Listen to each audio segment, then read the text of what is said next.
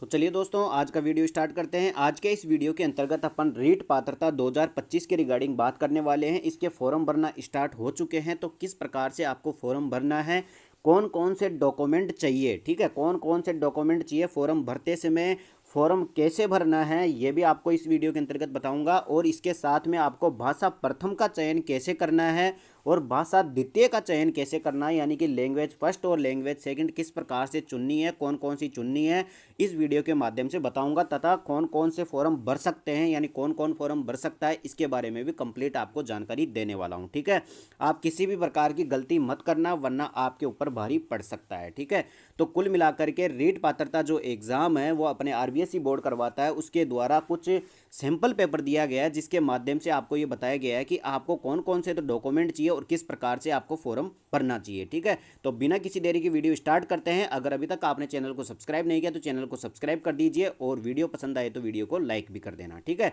देखो भाई साहब, ये आ गया अपने पास board of secondary education Rajasthan Ajmer, यानी कि आरबीएसई जो बोर्ड है उसका रीट 2024 को लेकर के जो सैंपल ऑफ एप्लीकेशन फॉर्म है उसको दिया गया है। ये इसकी ऑफिशियल वेबसाइट से मैंने डाउनलोड किया है। ठीक है, इसी के पूरा डिटेल में बताऊंगा कि आपको कौन कौन से डॉक्यूमेंट चाहिए और किन किन चीज़ों को आपको ध्यान रखना है, क्या क्या चीज़ें आपकी फॉर्म में भरवाई जाएंगी, जिससे कि आप पहले से ही तैयार होकर जाए फॉर्म भरने से पहले। ठीक है, तो सबसे पहले तो अपन बात कर लेते हैं कि आपको कौन कौन से डॉक्यूमेंट चाहिए जो आपके स्कैन होकर के इसमें लगेंगे। ठीक है, तो सबसे पहले तो देखो यहाँ पर दे रखा है इन्होंने फोटो। ठीक है, फोटो आपको लगानी है जो कि आपकी 20 से 50 केबी की होनी चाहिए और जेपीजी में होनी चाहिए। ठीक है, ठीक है, तो कुल मिलाकर के आपको एक फ़ोटो चाहिए, आपकी एक फ़ोटो चाहिए जो कि 20 से 50 केबी की होनी चाहिए और जेपीजी फॉर्मेट में होनी चाहिए। ध्यान रख लेना, इस बार फ़ोटो को लेकर के कुछ नए अपडेट दिए गए, जैसे कि अगर आप चश्मा लगाते हो तो आपको चश्मे के साथ में फ़ोटो खिंचवानी है। तो आपको इसके जो निर्देश है वो आपको इसकी विस्तृत विज्ञप्ति आई थी रीटी 2024 की, उसके अंतर्गत देख लेना कि फ़ोटो में क्या क्या सावधानी बरतनी है। ठीक है, तो सबसे पहले मेन बात क्या हो गई, एक तो फोटो हो गई। ठीक है, एक तो फोटो खिंचवानी है आपको अगर आपके पास नहीं है तो, और 20 से 50 केबी में अपलोड करनी है जेपीजी फॉर्मेट में। ठीक है, अब इसके बाद में दूसरा डॉक्यूमेंट क्या चाहिए, दूसरा चाहिए सिग्नेचर। यहां पे लिख रखा है सिग्नेचर चाहिए, जो भी 20 से 50 केबी में चाहिए और जेपीजी फॉर्मेट में चाहिए। लेकिन ध्यान रख लेना, यूज ब्लैक पेन ओनली, यानी कि आप जो सिग्नेचर करोगे पेपर पर वो केवल और केवल ब्लैक पेन में होना चाहिए। ब्लैक पेन से ही आपको साइन करना है और उस साइन को स्कैन करके 20 से 50 केबी के अंतर्गत जेपीजी फॉर्मेट में आपको अपलोड करना पड़ेगा। ठीक है, तो पहला डॉक्यूमेंट तो आपकी फोटो हो गई, दूसरा डॉक्यूमेंट आपके साइन हो गए। ध्यान रख लेना, साइन वही करना जो आप करते आ रहे हो और एग्जाम में भी वही करना है आपको। और कौन सा पेन यूज़ करना है, ब्लैक पेन यूज़ करना है। ठीक है, इसके बाद में तीसरा डॉक्यूमेंट देख लेते हैं भाई साहब। ये रहा तीसरा डॉक्यूमेंट जो कि इस बार पहली बार किसी भर्ती प्रक्रिया के अंतर्गत इसको शामिल किया गया है। कौन सा है, आधार कार्ड इमेज अपलोड करें 50 से 100 केबी इन जेपीजी फॉर्मेट, यानी कि पहली बार कोई ऐसा फॉर्म भरा जा रहा है जिसके अंतर्गत आपका जो आधार कार्ड है उसको स्कैन करके यहाँ पर अपलोड करना पड़ेगा। इसका मतलब ये हुआ कि जिन्होंने भी अपना आधार कार्ड अपडेट नहीं कराया है, जैसे किसी के बचपन की फ़ोटो लग रखी है, तो आरएसएस बोर्ड के द्वारा भी पहले बता दिया गया था कि आपका आधार कार्ड को अपडेट कर लेना, वो नहीं चलेगा। तो आपको देखो, विशेषकर फॉर्म भरने से पहले ध्यान रख लेना कि आपका आधार कार्ड अपडेट करवा लेना। उस आधार कार्ड को स्कैन करके उसकी 50 से 100 केबी के बीच में जेपीजी फॉर्मेट में आपको फोटो अपलोड करनी पड़ेगी। ये सबसे नया डॉक्यूमेंट इस बार जोड़ा गया है। ठीक है, इसके बाद में चौथे डॉक्यूमेंट की बात कर लेते हैं। अब चौथा डॉक्यूमेंट देखो भाई साहब, चौथा डॉक्यूमेंट जोड़ा गया है, ये रहा भाई साहब। अब आपको कौन सी मार्कशीट चाहिए, मतलब कि कौन कौन सी मार्कशीट आपके हाथ में होनी चाहिए फॉर्म भरते समय, वो होगी आपकी 10वीं की मार्कशीट। ध्यान रख लेना, 10वीं की जो मार्कशीट है वो स्कैन हो करके 50 से 100 केबी के बीच में जेपीजी फॉर्मेट में अपलोड की जाएगी। यानी कि अगर अपन मार्कशीटों की बात करें तो आपके केवल और केवल 10वीं की मार्कशीट हाथ में चाहिए। बाकी की मार्कशीट की अगर आपके पास फोटो है तो उससे भी काम चल जाएगा, क्योंकि उनसे केवल डाटा भरवाया जाएगा। अपलोड कौन सी होगी, केवल और केवल 10th की मार्कशीट अपलोड होगी। बाकी की मार्कशीट का आपके अगर पास फोटो भी है तो उससे भी काम चल जाएगा। ठीक है, तो अब बात करते हैं, ये तो 4 डॉक्यूमेंट हो गए। कौन कौन से डॉक्यूमेंट हो गए भाई साहब, एक तो हो गया आपके पास कौन सा फोटो, एक तो हो गया आपकी फोटो। ठीक है, एक हो गया आपके साइन यानी सिग्नेचर जो भी ब्लैक पेन में होनी चाहिए। ठीक है, एक हो गया आपका आधार कार्ड, इसके बाद में एक हो गई आपकी 10th की मार्कशीट। ये 4 चीज़ें तो आपकी यहाँ पर अपलोड होगी। ठीक है, इसके अलावा भी आपको फॉर्म भरते समय क्या क्या चीज़ें भरवाई जाएगी उसके भी आपकी डिटेल इंफॉर्मेशन यहाँ पर दे रखी है। ठीक है, उसको भी अपन क्रमवार देख लेते हैं। उससे पहले अगर आपने चैनल को सब्सक्राइब नहीं किया तो चैनल को जरूर सब्सक्राइब कर लीजिए। वीडियो पसंद आए तो वीडियो को लाइक भी कर देना, और किसी भी प्रकार का डाउट हो तो आप कमेंट करके पूछ सकते हो, आपको रिप्लाई कर दिया जाएगा। ठीक है, तो आपको क्या करना है, अब इसके अलावा आपके 4 डॉक्यूमेंट हो गए, इसके अलावा आपको क्या क्या इसमें फॉर्म में भरना है उसकी बात कर लेते हैं। सबसे पहले बेसिक डिटेल्स ऑफ कैंडिडेट, यानी कि आप जो कैंडिडेट हो उसकी बेसिक डिटेल भरवाई जाएगी। जैसे कि एक तो अभ्यर्थी का नाम भरवाया जाएगा, आपका नाम भरवाया जाएगा, आपके पिताजी का नाम भरवाया जाएगा, आपके माताजी का नाम भरवाया जाएगा। इन तीनों चीज़ों को भरने के बाद में 2 बार जरूर चेक कर लेना, क्योंकि ये ऐसी चीज़ें होती है जो बाद में करेक्शन नहीं होती है। तो विशेषकर इंपॉर्टेंट ये तीनों चीज़ें होती है, ठीक है। इसके अलावा आपको भरना है फिर जेंडर, यानी कि मेल फीमेल जो भी है आपका जेंडर भरना है। इसके बाद में वैवाहिक स्थिति भरनी है कि आप मैरिड हो या अनमेरिड हो या डिवोर्स विडो किसी भी प्रकार का है, तो आपको यहाँ पर जानकारी देनी पड़ेगी, ठीक है। इसके बाद में एक धर्म का है, धर्म बताना आपको, हिंदू हो मुस्लिम हो किसी भी प्रकार के धर्म हो तो आपको उस धर्म का नाम लिखना है, ठीक है। इसके बाद में आ रहा है यहाँ पर पति का नाम। देखो भाई साहब, अगर आपके शादी हो चुकी है, आपके डॉक्यूमेंट में नए डाटा अपडेट हो चुका है, आपके पति का नाम आ चुका है, तो आपको यहाँ पर पति का नाम भरना है, बाकी को खाली रख देना है, ठीक है। जिसके भी मतलब शादी नहीं हुई वो तो पति का नाम कहाँ से भरेगी, ठीक है, तो उसको तो खाली छोड़ देना है, और जिसके पति का नाम अपडेट हो चुका है तो वो पति का नाम भर देना, ठीक है। इसके बाद में बात करें अपन अगली क्या चीज़ है, अगली चीज़ है अपने पास आधार नंबर। यहाँ पर आपको आधार कार्ड की इमेज अपलोड करनी है, मैंने जैसे कि आपको बता दिया है। इसके साथ में आपको डेट ऑफ बर्थ यानी कि आपकी डीओबी जो है जन्मतिथि भरनी है। इसके साथ में एसएसओ आईडी भरनी है। ध्यान रख लेना, जो रीट का ये फॉर्म है, पात्रता का जो ये फॉर्म है, ये एसएसओ आईडी के माध्यम से नहीं भर रहा है, ये अलग से साइट से भरवाया जा रहा है। इस कारण से आपकी एसएसओ आईडी भी यहाँ पर भरनी पड़ेगी। जो भी आपकी एसएसओ आईडी है वो यहाँ पर आपको लगानी पड़ेगी, ठीक है। ये तो हो गई आपकी बेसिक डिटेल किसकी, कैंडिडेट की, ठीक है। अब इसके बाद में दूसरी चीज़ क्या है, इसमें एक है क्रॉसपॉन्डेंस डिटेल्स, यानी कि पत्र व्यवहार का विवरण, यानी कि आप कहाँ पर रहते हो, आपका पूरा का पूरा डाटा चाहिए। इनको क्या चाहिए, सबसे पहले तो आपको एड्रेस भरना है, आपका जो भी एड्रेस है, ग्राम है, तहसील है, पोस्ट है, जिला है और राज्य है, सब चीज़ें भरनी है आपको, ठीक है। ये तो एड्रेस हो गया।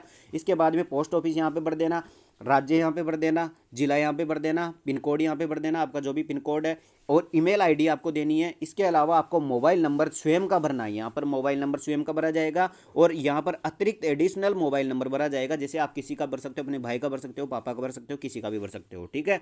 इसके बाद में क्या पूछ रहा है ये, इसके बाद में पूछ रहा है कि आर यू एक्स सर्विसमैन, यानी कि अगर आप कोई एक्स सर्विसमैन हो, अगर हो तो हाँ भर देना, नहीं हो तो ना कर देना, ठीक है।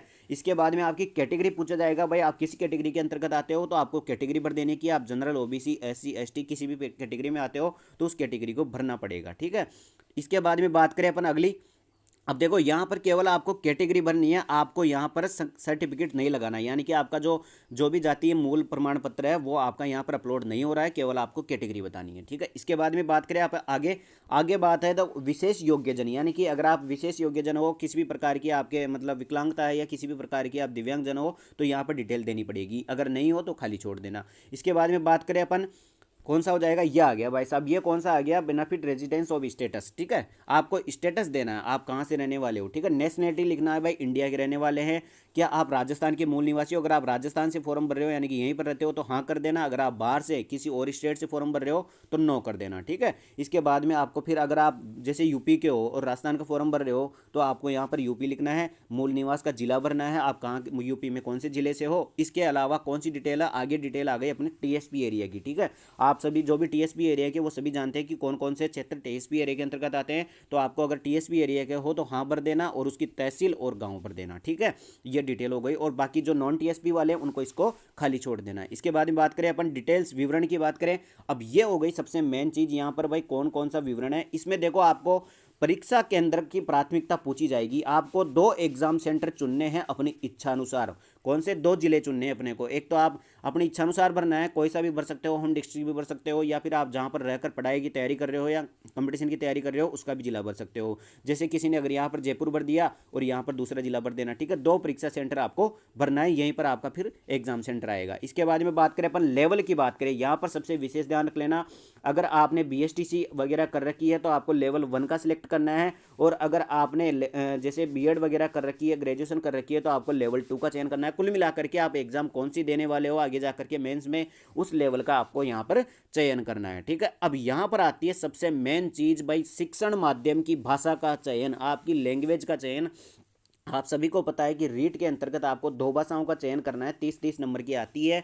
तो आप ध्यान रख लेना, भाषा प्रथम भरनी है और भाषा सेकंड भरनी है। जो आपको सबसे बढ़िया भाषा आती है उसको भाषा प्रथम में भरना है, और जो आपको थोड़ी बहुत मतलब दूसरे नंबर पर कौन सी भाषा आती है उसको भाषा द्वितीय में भरना है। जैसे किसी ने यहाँ पर फर्स्ट भाषा में हिंदी भर दिया तो दूसरी भाषा में वो संस्कृत या इंग्लिश में से भर सकता है, दोनों सेम भाषा नहीं ले सकता। लेकिन विशेष ध्यान रख लेना कि आपको हिंदी को, जैसे हिंदी को भाषा प्रथम में भरना है तो भाषा प्रथम में ही भरना, ऐसे मत करना कि भाषा सेकंड में भर दिया। दोनों का सिलेबस अलग अलग है। अगर आप हिंदी को लैंग्वेज फर्स्ट में रखोगे तो सिलेबस अलग है, लैंग्वेज सेकंड में रखोगे तो सिलेबस अलग है। तो इन चीज़ों का विशेष ध्यान रख लेना, दोनों भाषाओं का आपको चयन करना है। इसके बाद में यहाँ पर क्या है, एरिया ऑफ स्पेशलाइजेशन, यानी केवल स्तर द्वितीय अथवा दोनों स्तर के लिए। ठीक है, ये तो कुल मिलाकर के ये है कि आपने अगर मैथमेटिक्स और साइंस वाले हो तो मैथमेटिक्स और साइंस का फॉर्म भर सकते हो। इसके अलावा आप अगर एसएसटी वाले हो तो एसएसटी वाला फॉर्म भरना है आपको। इसके अलावा आप अगर हिंदी संस्कृत और इंग्लिश है आपके पास, ठीक है, हिंदी संस्कृत और इंग्लिश है तो आप मैथ साइंस वाला फॉर्म भी भर सकते हो और एसएसटी वाले फॉर्म से भी भर सकते हो। दोनों ऑप्शन आपके पास खुले हुए हैं। इसके बाद में देखो एकेडमिक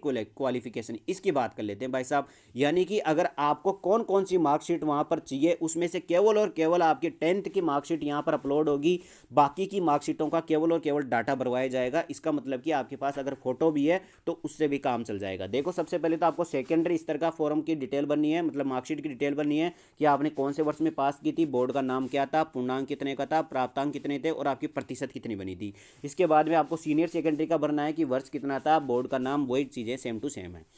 इसके बाद में आपको ग्रेजुएशन का डाटा भरना है कि ग्रेजुएशन आपने कहाँ से कौन सी की थी, कितने वर्ष में, मतलब कौन से वर्ष में की थी, कितनी परसेंट बनी थी।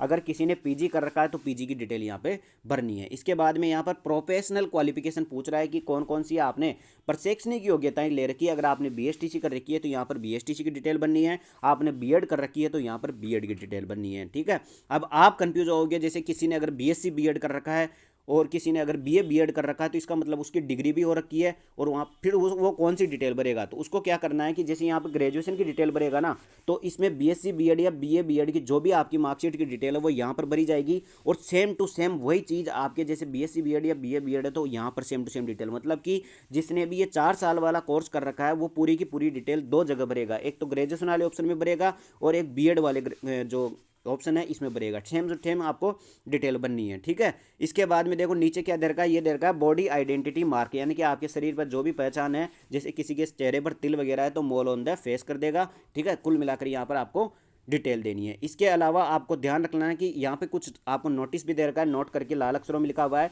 अभ्यर्थी अंतिम दिनांक का इंतजार नहीं करे, चालान जमा कराकर अविलंब आवेदन पत्र ऑनलाइन भरकर एक प्रिंट अपने पास सुरक्षित अवश्य रखे। साथ ही अभ्यर्थी ये सुनिश्चित कर ले कि ये जिस स्तर के लिए आवेदन कर रहे हैं वे उस स्तर से संबंधित शैक्षणिक योग्यताएं रखते हैं। इसका मतलब कि अगर आप लेवल 2 से भरना चाहते हो तो आपके पास बीएड और ग्रेजुएशन होनी चाहिए, एवं ऑनलाइन आवेदन में दर्ज की गई समस्त सूचनाएं सही होनी चाहिए। मतलब ये आप कुछ भी गलत भर नहीं सकते। ठीक है, गलत भरोगे तो आपके साथ बाद में दिक्कत हो जाएगी। ठीक है, तो ये डिटेल हो गई भाई कौन कौन से डॉक्यूमेंट आपको चाहिए फॉर्म भरते समय और क्या क्या आपसे फॉर्म में पूछा जाएगा। ये सारी डिटेल मैंने आपको इस वीडियो के माध्यम से उपलब्ध करा दी है। ठीक है, अब आप आराम से मित्र पर जाना, 4 डॉक्यूमेंट लेके जाना। एक तो आपको फोटो लेके जानी है, एक वहाँ पर साइन करना है ब्लैक पेन से, इसके अलावा 10th की मार्कशीट लेनी है और 10th की मार्कशीट के अलावा आपको आधार कार्ड लेके जाना है। ये 4 चीज़ें तो आपके पास फिजिकल रूप से वहाँ पर उपलब्ध होनी चाहिए। ये चीज़ें स्कैन होकर के वहाँ पर अपलोड होगी। इसके अलावा आपकी जो भी मार्कशीट है या क्वालिफिकेशन है उनकी केवल फोटो भी चल जाएगी, उसके माध्यम से आपके डाटा भर दिया जाएगा। ठीक है, ये चीज़ें हो गई, इनका ध्यान रख लेना और फॉर्म भरने चला जाना। और फॉर्म को 2 बार जरूर देख लेना क्योंकि करेक्शन करने की जरूरत नहीं पड़नी चाहिए, क्या पता करेक्शन का ऑप्शन नहीं आए। ठीक है, तो इस वीडियो के अंतर्गत इतना ही। अगर आपको कुछ भी डाउट हो तो आप कमेंट करके पूछ सकते हो। वीडियो पसंद आए तो वीडियो को लाइक कर देना, चैनल को सब्सक्राइब कर देना। रीट से संबंधित किसी भी प्रकार की न्यू अपडेट के लिए आपको चैनल को सब्सक्राइब कर देना है, आपको नोटिफिकेशन के माध्यम से अपडेट करवा दिया जाएगा। ठीक है, तो मिलते हैं अगले वीडियो के अंतर्गत। इस वीडियो में इतना ही, धन्यवाद।